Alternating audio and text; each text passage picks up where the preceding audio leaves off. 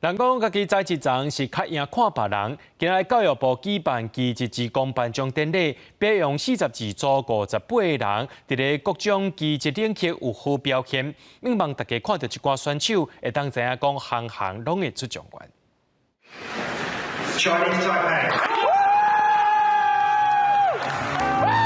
三个少年囡仔伫今年第46届国际机灵竞赛顶冠摕到冠军，是台湾历史上第一块集体创造的金牌。唔但安尼，因阁伫世界舞台顶用台语向大家宣誓。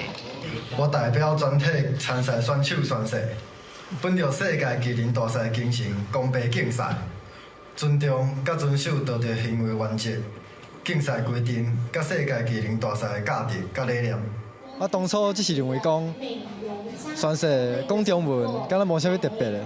若讲台语，敢若会使甲大家拢无共款，阁会使顺续宣传台湾母语文化。